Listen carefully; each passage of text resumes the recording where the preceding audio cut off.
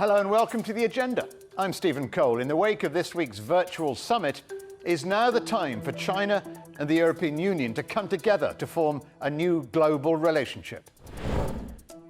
Beijing says it's time to focus on common ground, while Brussels calls for more balance. So where now are the real opportunities for growth between China and its biggest trading partner? And can the two come together to lead the world's approach to climate change? This year marks the 45th anniversary of the establishment of diplomatic relations between China and the EU. And for many reasons, 2020 will go down as a landmark year. In a world dominated by the COVID-19 pandemic, there are unique opportunities for Brussels and Beijing to come together to address unprecedented global challenges in a new form of multilateralism. As the gap between China and the United States under Donald Trump appears to widen and America opts out of a number of global organizations and treaties, the chance exists, like never before, for the EU and China to come together to formulate a brand new approach to the challenges facing the world. For example, both sides are certainly looking to advance international cooperation on climate change after the US withdrawal from the Paris Climate Agreement. And China has also raised the opportunities to work together to support the World Trade Organization, the UN Security Council, and especially the World Health Organization, which America is no longer funding, to promote global unity against the COVID pandemic. The opportunities for a new and improved relationship between the EU and China are certainly there, but there are some hurdles which will need to be overcome. Both sides have expressed a wish to get the China-EU Bilateral Investment Treaty signed by the end of this year. But after 7 years and more than 30 meetings, negotiations are still ongoing, with Brussels calling on Beijing to reduce support for state-owned enterprises and to be as open as the EU, while Beijing's concerns are focused on whether or not the two sides benefit equally, given the economic differences between developed and developing countries. And with Chinese investment in the EU dropping by 40% to a 5-year low in 2019, that's something both sides will want to address. But with me now to consider the future for China-EU relations, from Brussels is Lin Geothals, Programme Director at the European Institute for Asian Studies, and from Beijing, Wang Yiwei, Director at the Center for European Studies at Renmin University. Lin Geothals, first of all, let's start with the big question. How do you see relations between China and the EU after this rather unique online summit? I think one of the main issues that were discussed during the summit are, of course, like the digital aspect and the Green Deal for the EU, then in that case, or green cooperation. So to that extent, I think we have some very specific topics that have been put forward by the EU and the European Commission in particular in EU-China relations that should be taken further, next to, of course, the trade agenda and the comprehensive agreement on investments. Wang Yiwei, what's your take from the summit? Well, China-EU relations now is at a crossroad, because the world is in a crossroad. It's whether go globalized, multilateral way, or decouple. And China and the European Union as a two certain power, I think, to make sure the world will be certain, not to deal with the uncertainty, particularly for the Trump's policy, even talk the new Cold War scenario. And secondly, and the China-European relations also at the crossroad. When the US declared the engagement policy towards China failed, whether the European Union also followed that kind of trap. So far, Germany, particularly under the leadership of Chancellor Merkel, still think about the engagement policy works, but it's more pressure to show the tough stance towards China on the human rights, on the market assessment, on the fair competition, on the even climate change. So this summit, even in the video conference, postponed because of the coronavirus, but it's very strategic and meaningful for the bilateral relations and also for the multilateral cooperation like the WTO reform and cooperations to deal with the coronavirus. Lin Geothals, how do you react to that? I think the summit actually showed, compared to like the previous one in June, some slight progress and a willingness to engage and to actually take on some specific topics forward in the relations. Yet, of course, the world is a very different place compared to like, a year ago, let's say, or even earlier than that.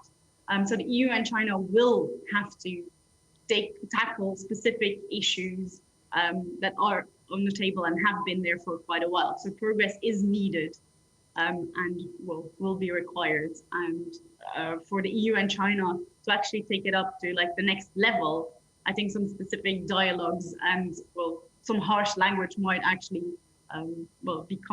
be crossing the table. Is the gap between China and the US seems to widen? Is there a real chance now for the EU to become a real player on the global stage with China? Of course, European Union is, I think, most important partner for China to cooperate in the multilateralism.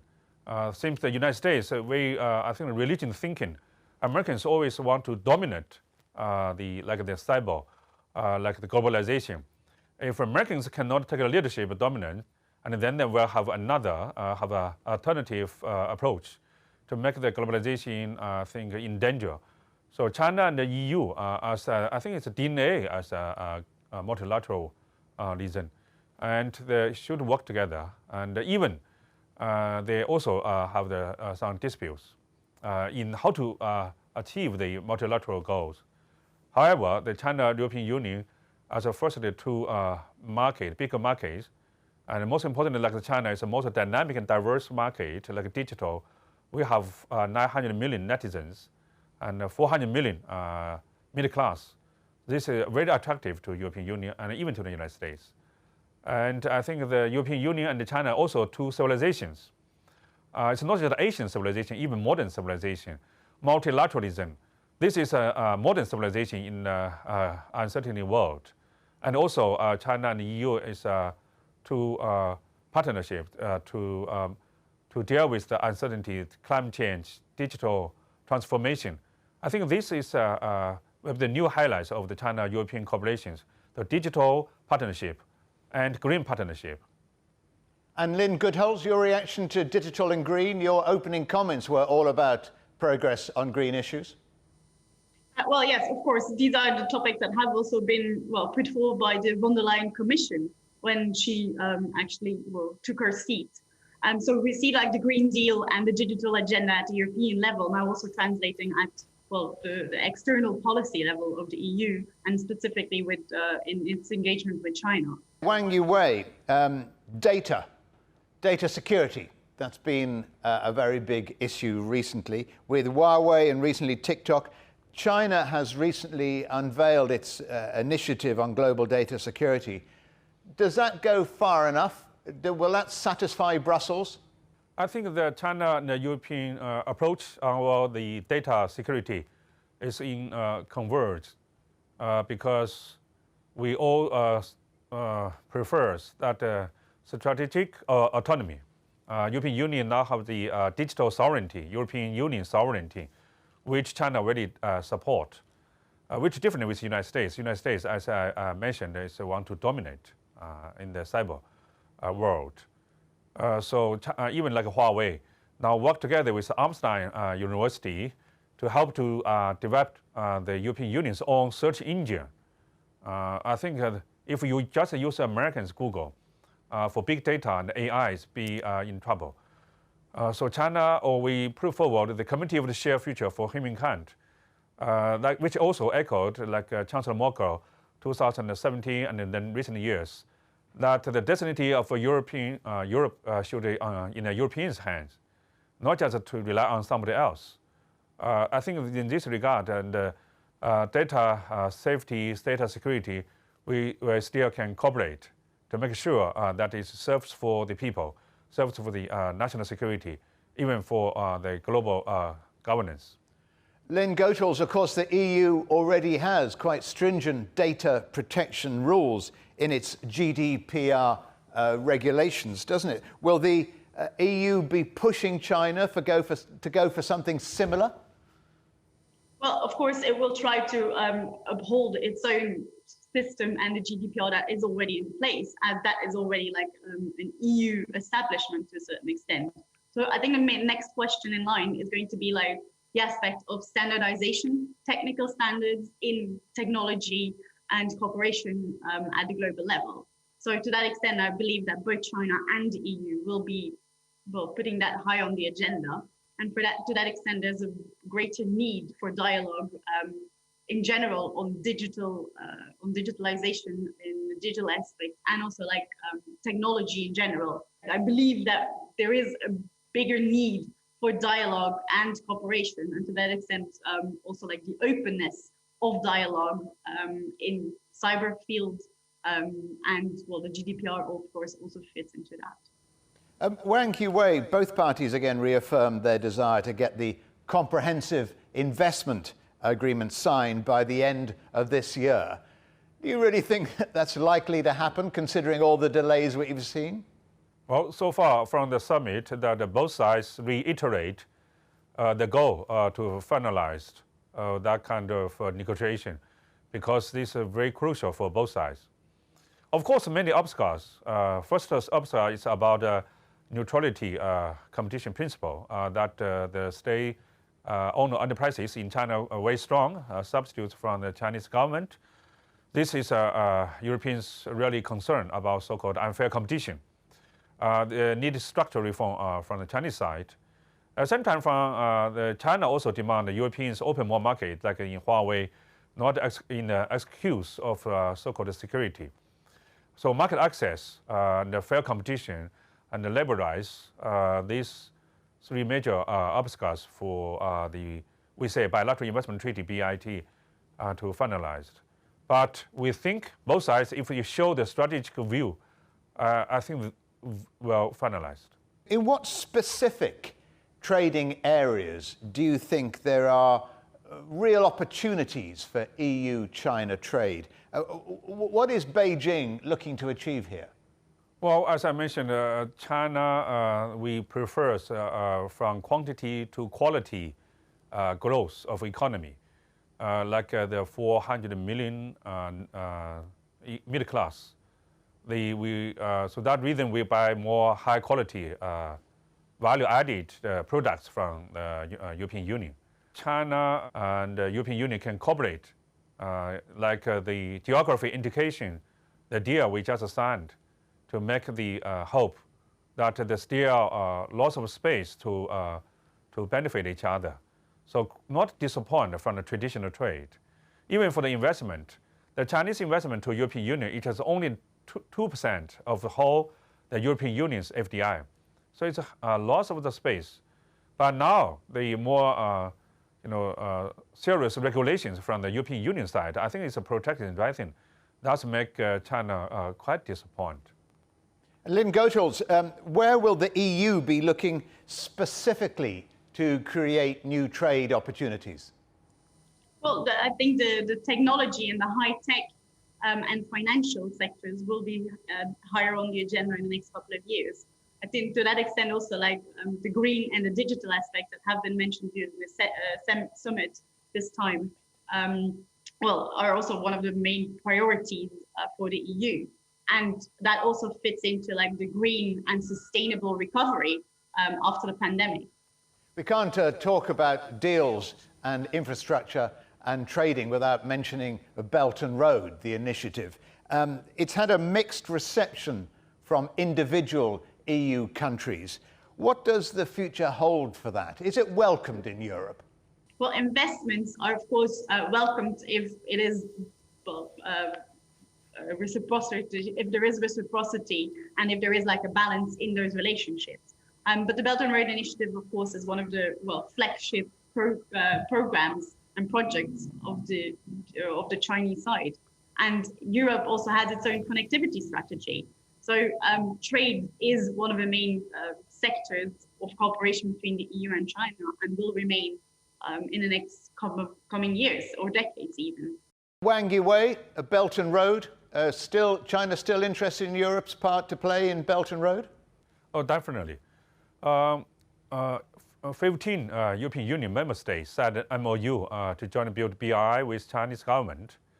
There are misunderstandings from the European Union side. It says this is like a trade deal. Of course, it's just MOU, it's not a trade. So the BIT and the geography identification deal, that is most important. That means European Union's members that need investment from China to build the traditional infrastructure and now digital. So it's very important to bridge the gap between the rich and the poor, between East and the West, the South and the North. So we have the 17+1. I think that's the flagship point projects on the China and the European mutual connectivity cooperation. And some Europeans, even some Americans also echo that view that the cooperations under the Belt and Road Initiative, this is maybe its engagement policy 2.0 towards China. So I agree with that kind of judgment. And lastly, to both of you, the word coming out of Brussels, Lin Geothals, seems to be we want a more balanced relationship. We need more fairness. We want more reciprocity and a level playing field. That's the call from Europe. Was that message heard by Beijing, do you think?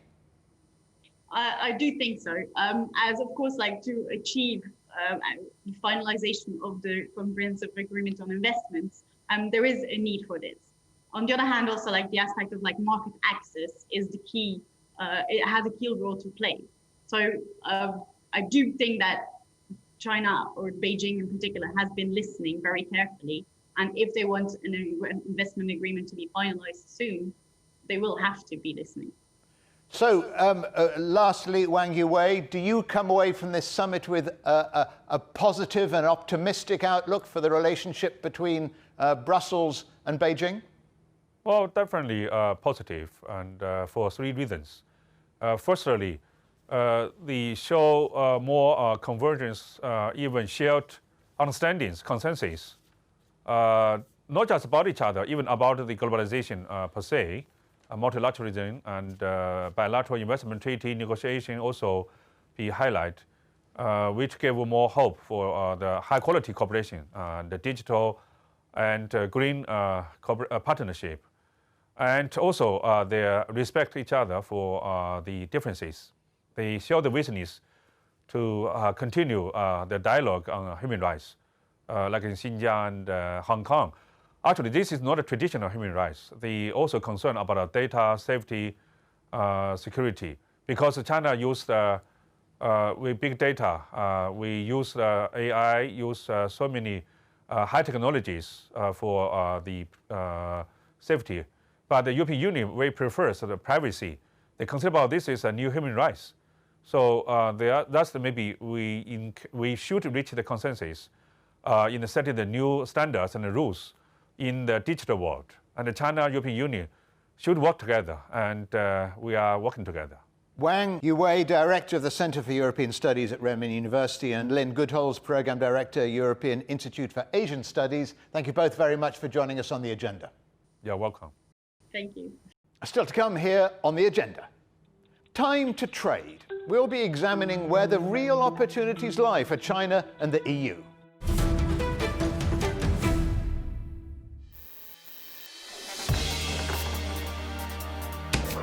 The world has changed under the pressure of the pandemic.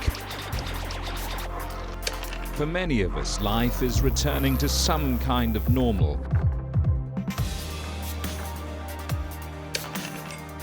As we're adapting to changes in all of our lives, let Global Business Europe be your guide to the new normal. Join us weekdays on CGTN. Search CGTN Europe wherever you get your podcasts to subscribe to The Agenda podcast. The Agenda with me, Stephen Cole, always gets to the heart of the story. Just subscribe today and listen now.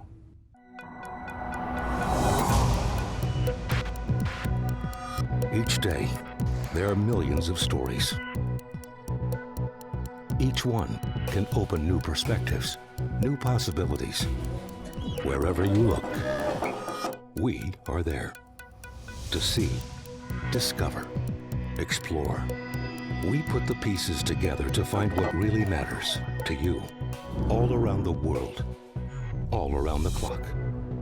Our reporters are at home across the globe. From our headquarters in Beijing and production centers in Washington, Nairobi, and London, China Global Television Network. Stories from across the globe, reaching people across the globe. CGTN. See the difference. Welcome back to the agenda. We've looked at the big picture in terms of China-EU relations, but what does all that mean in practice for European companies looking to trade with China and Chinese companies looking to expand into the European market? Joining me now from Brussels is the chairman of the Belgian-China Chamber of Commerce, Bernard Dewit. Mr. Dewit is head of the Belgian-Chinese Chamber of Commerce. What is your take from this summit? I think the first important thing is that there was a summit.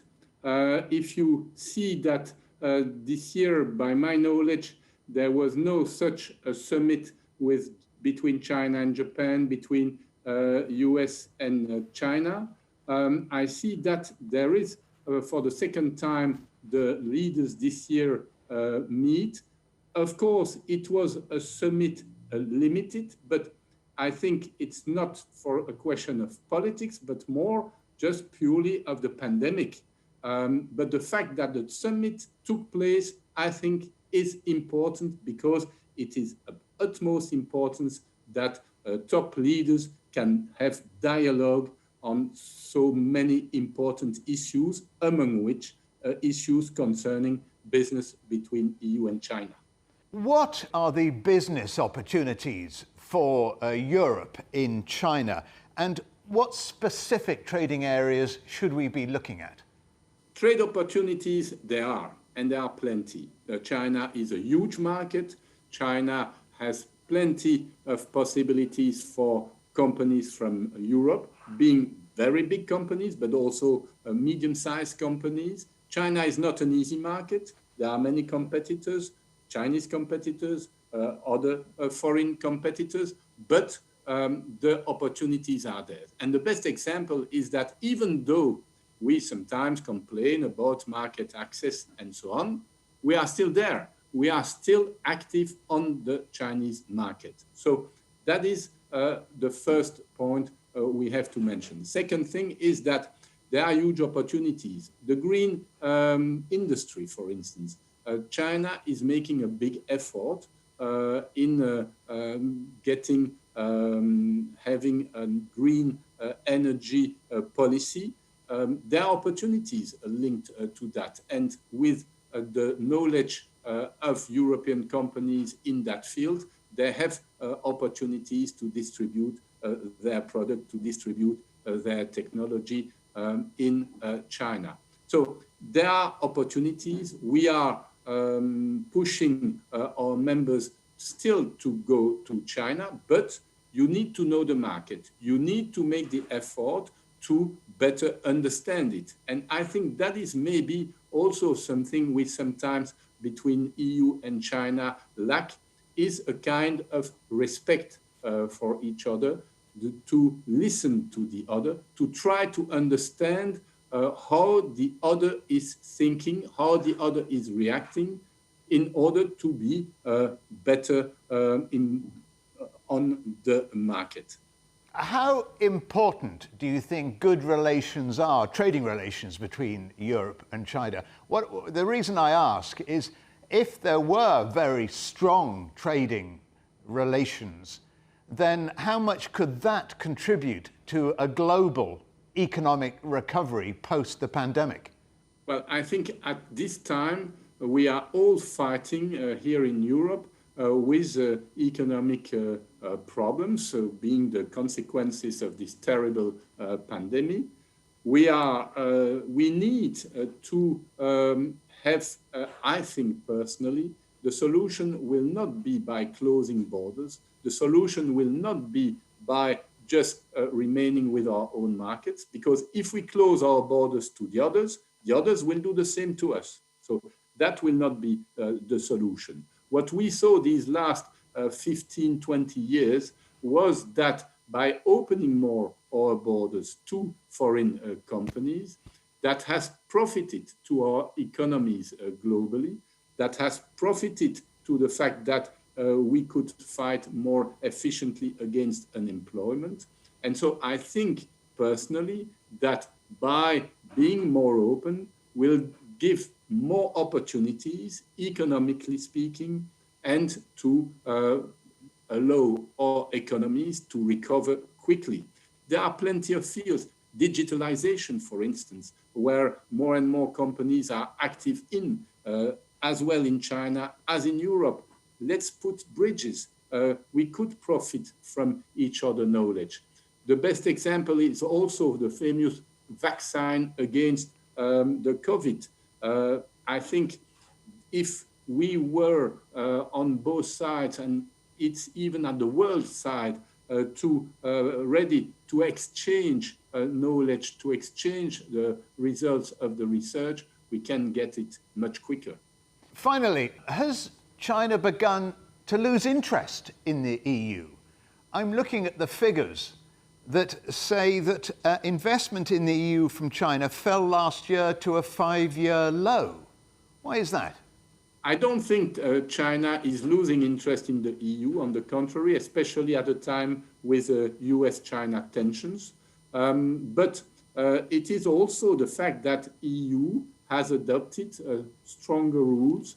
For instance, these screening procedures for foreign investments, that is hitting Chinese companies. And we saw in the reaction of the China Chamber of Commerce to the EU that it is a preoccupation for Chinese companies.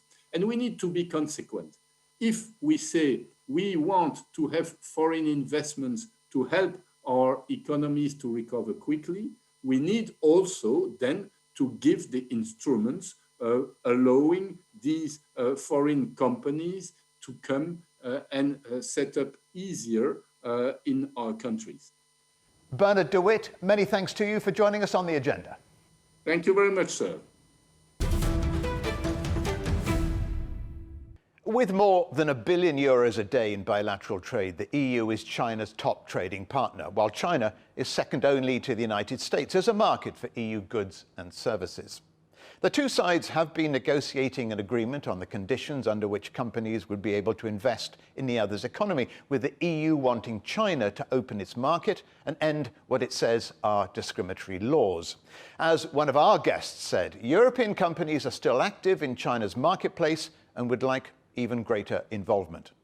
The proposed investment accord, when it's signed, should be a stepping stone to a new free trade agreement. But it's not only trade.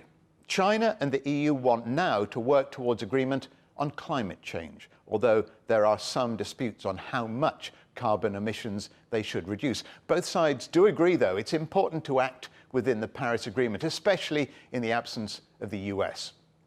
But the EU does have concerns, especially about investment in European technology by state-subsidized Chinese firms, and said it would be particularly vigilant on critical areas such as microelectronics and artificial intelligence.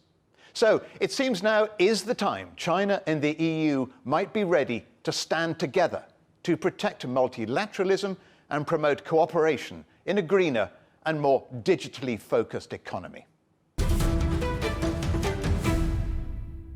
Coming up on a future agenda, a new solution. We're asking just what can be done to win the war against plastic waste.